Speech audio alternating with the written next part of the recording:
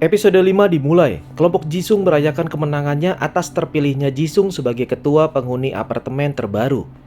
Tapi mereka mulai takut karena Kang Hari tahu kalau di apartemen ini adalah sarang dari korupsi dan dia ingin segera menyelesaikannya. Di sisi lain, Jisung terus mengingat tentang siapa sebenarnya Chungwon, tapi dia harus fokus dengan tujuannya, yaitu menyelamatkan bos besar. Kembali dengan kelompok para pejabat besar, Chungwon meyakinkan mereka kalau dia tidak merasa takut dengan berita yang menyiarkan tentang penundaan proyek baru Kota Oman, karena dia sendiri yang akan menyelesaikannya. Singkat waktu, kelompok dari Kim Jong-sik sangat ketakutan menemui Chungwon yang sudah menunggunya. Di dalam, Chungwon sangat marah sekali karena proyek ini awalnya sudah disurvei kenapa bisa ditemukan sebuah artefak. Hal itu jelas membuat Chungwon rugi besar sampai dia melakukan ini. Mereka tidak bisa melanjutkan proyek tersebut, tapi jika mereka berhasil meyakinkan kalau artefak itu palsu, maka proyek kota baru Oman bisa dimulai kembali. Selanjutnya, Kang Hari memberanikan diri memberitahu kalau dia sedang bekerja menjadi istri sewaan seseorang. Mendengar itu, Yongju curiga kenapa Kang Hari dibayar sangatlah mahal hanya untuk menjadi seorang istri palsu. Dia yakin kalau ada sesuatu hal yang akan dilakukannya dengan suami palsunya. Pagi harinya mereka makan besar karena ini adalah hari pertama Jisung menjabat menjadi ketua penghuni apartemen. Kang Hari yang kesal melihat Jisung hanya minum kopi, tidak pernah makan bersamanya. Dia pun langsung menarik paksa agar Jisung ikut makan bersamanya. Mendengar Jisung memuji makanan gemuk, dia pun terharu karena baru kali ini Jisung mencoba makanan buatan dirinya.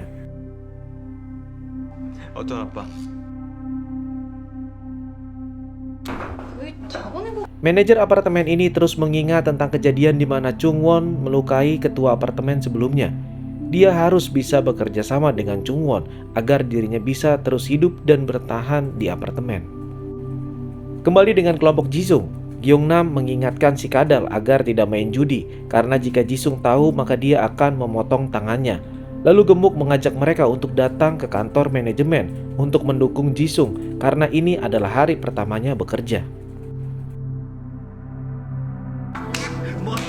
Akhirnya mereka semua pergi menuju kantor manajemen, tapi tidak dengan Kang Hari, yang dia sendiri hanya mendukung Jisung dengan caranya sendiri.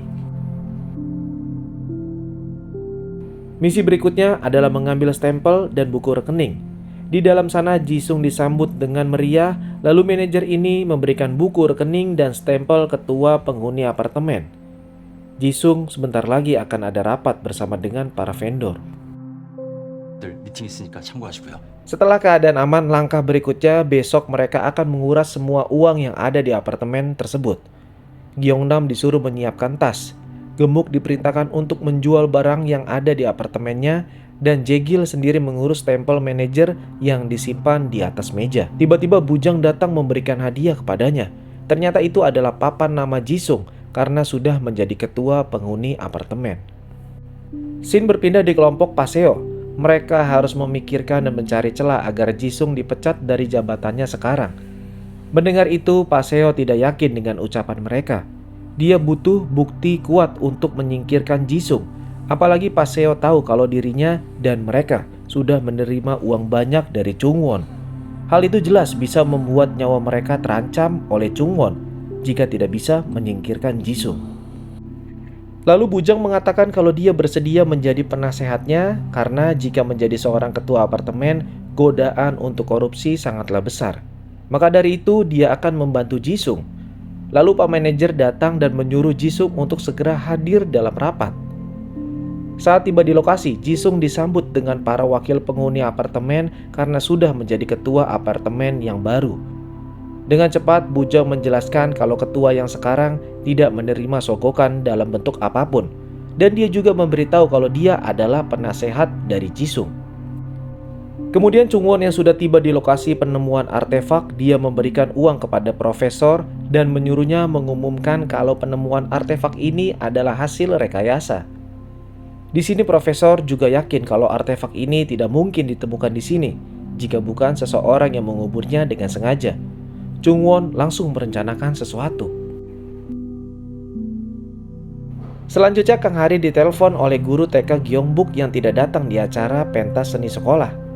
Dengan panik dia datang ke Jisung dengan mengatakan kalau hari ini adalah lomba olahraga Gyeongbuk. Orang tua diwajibkan datang untuk menyaksikan anaknya bertanding. Di aula, Gyeongbuk tidak ingin bertanding sebab orang tuanya tidak hadir, tapi tiba-tiba pintu aula terbuka.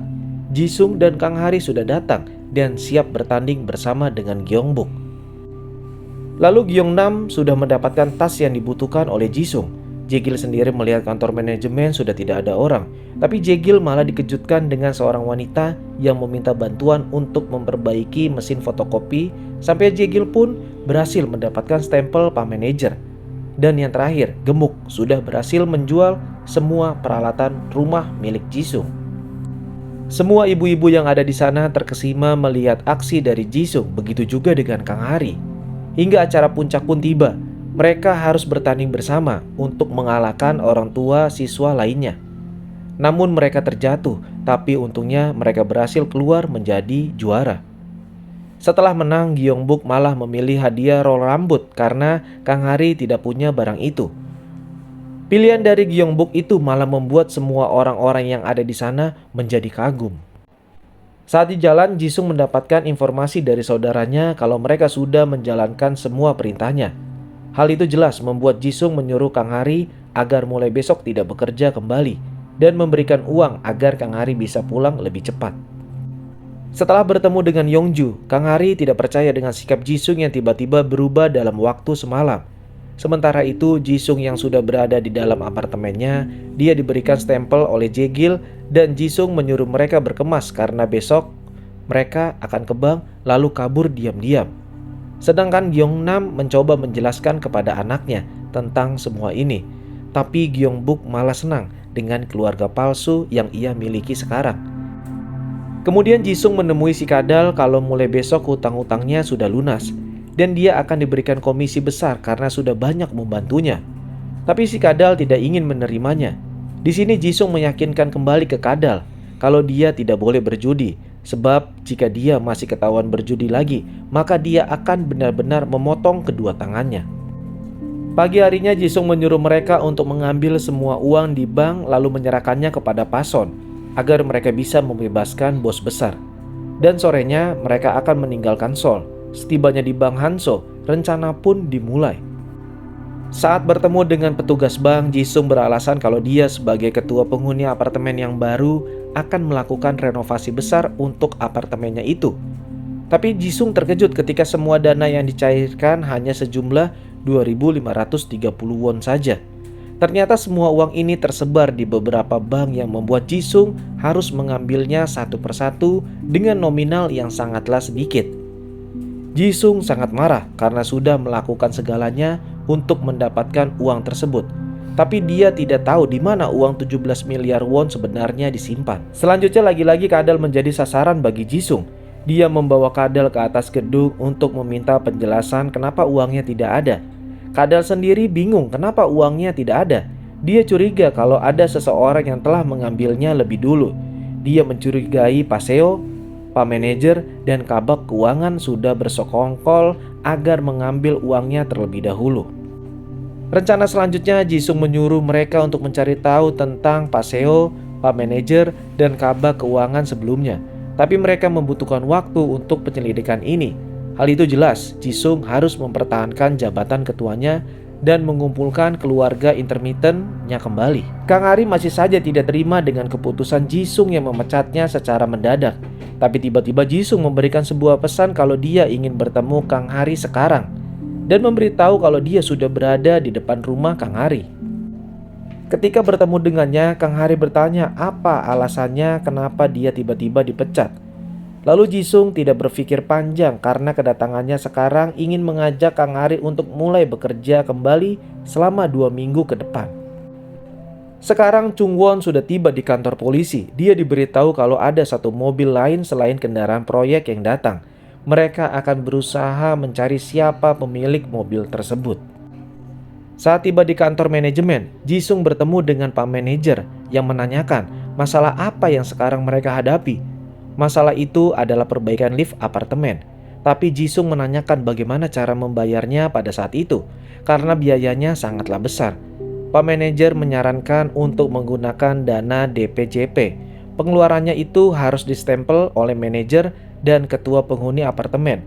Lalu Hajong sebagai kabak keuangan bisa mencairkan dana tersebut.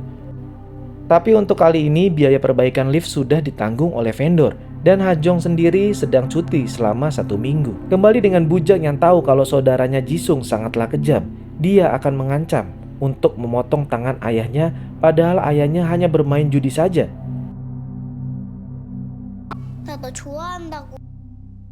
Lalu Kang Hari menjemput Gyeongbuk di sekolahnya. Gyeongbuk menceritakan kalau ada seorang temannya yang menyatakan perasaan padanya. Tapi dia menolaknya karena dia hanya memilih Kang Hari saja. Lagi-lagi Bujang tidak sengaja mendengar semua ucapan mereka kalau Kang Hari tidak ingin dipanggil ibu, tapi dia ingin dipanggil kakak. Tidak lama kemudian Kang Hari bertemu dengan Hajong kakaknya.